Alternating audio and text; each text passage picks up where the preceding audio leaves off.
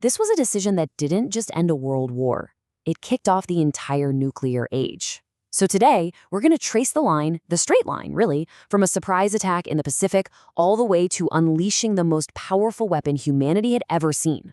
Let's jump right in. Okay, so our story starts on a date that I'm sure you know, one that President Roosevelt famously said would live in infamy. Picture it, a totally normal, peaceful Sunday morning in Hawaii. But that peace, it was about to be shattered and become the very center of a world-changing event. So here's the big question, right? How did one morning of absolute chaos on this remote naval base, how did that start a domino effect that ends just 4 years later with the nuclear destruction of 2 entire cities? That's the puzzle we're putting together today. All right, to really get the end of this story, we've got to go right back to the beginning, to the exact moment that threw a very reluctant America headfirst into a world war. It was just unbelievably fast and brutal, and nobody saw it coming. Right before 8 in the morning, the air raid sirens start wailing. Minutes later, that's all it took. The first wave of more than 350 Japanese planes is swarming the fleet. And for the next hour and a quarter, just pure, unimaginable destruction. You know, in the middle of all this big picture strategy and sinking ships, there are these incredible human stories. Take Doris Miller, for example. He was an African-American sailor in a segregated Navy, so his job was basically to be a mess attendant. That morning, he was just doing his duty, serving breakfast, collecting laundry. And then his entire world just explodes. A torpedo smashes into a ship, the USS West Virginia. The captain is fatally wounded, officers are down everywhere, and suddenly Miller, the cook, is right in the thick of it, in the heart of the battle. Now get this. Miller had zero training on these weapons, but first he starts carrying wounded sailors to safety. Then he jumps on a .50 caliber anti-aircraft gun and just starts firing at the planes coming in over and over until he's completely out of ammo. Just incredible courage. For that, he became the very first African-American to be awarded the Navy Cross. But even with heroes like Doris Miller, the damage was just catastrophic. The heart of the U.S. Pacific Fleet was, well, it was gutted. 8 battleships either sunk or just horribly damaged. I mean, that is a massive, massive blow to America's power in the Pacific. So you have to ask why, right? Why on earth would Japan risk a war with an industrial powerhouse like the U.S.? Well, the answer really comes down to rising tensions and one absolutely critical resource. Yeah, it was all about oil. See, Japan's war machine was thirsty, it was expanding, and it was almost totally dependent on foreign oil. And get this, a whopping 80% of that oil came from one place, the United States. That gave America a ton of power. So in July of '41, America decided to use that power. Japan was continuing its brutal war in China, and the US had had enough. They basically turned off the tap, a full oil embargo.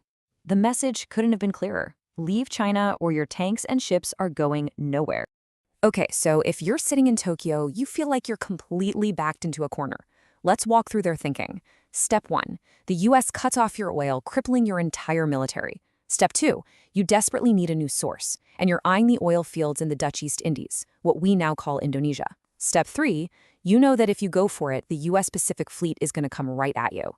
So that leads to the final crazy step. You have to take out that fleet before they can stop you. That's the gamble. Japan was betting that one huge, devastating blow would just crush American morale and keep them out of the fight. Boy, were they wrong. It was a massive, massive miscalculation. Yeah, instead of scaring America, it did the exact opposite. It unified the country like never before. The very next day, a nation that had been determined to stay neutral declared war on Japan. America was officially in World War II, and it had one thing on its mind: payback. And that payback came fast. Just 4 months later, the U.S. pulled off this incredibly daring mission called the Doodle Raid. American bombers hit Tokyo itself. It was a huge shot in the arm for American morale, and it was really the first punch in what would be a long, bloody fight across the Pacific, island by island. Okay, let's jump forward now. It's 1945. 4 long years have passed. The war, it's totally turned around. But the fighting is about to get even deadlier. By now, Japan's military is just shattered. Their navy's gone. Their air force is a wreck. But And this is the key, their leaders absolutely refused to accept unconditional surrender. See, for them, it wasn't just about losing the war. It could mean getting rid of their emperor, who they saw as a god. So American military planners were looking at this horrible possibility, a full-scale invasion of Japan's home islands, which would mean unbelievable casualties on both sides. So you've got this bloody stalemate. And facing that, America's leaders decide it's time to play their trump card, their final secret weapon. One that was built in complete secrecy and had the power to end the entire war. Just like that. August 6th. A single B-29 bomber flies over the city of Hiroshima. It drops one bomb. The codename was Little Boy. And for 43 seconds, it just fell. And then, detonation. The temperature on the ground shot up to an estimated 5,000 degrees Celsius. I mean, think about that for a second. That is literally hotter than the surface of the sun. The result was, well, it was almost total annihilation. In less than a minute, 80% of an entire city, poof, just gone, wiped off the map. And even after that, silence from Japan's leaders. So 3 days go by, still nothing from Tokyo. A second bomb, this one called Fat Man, is dropped on Nagasaki. And that second show of force, that finally did it. It broke the stalemate. Japan surrendered, and World War II was over.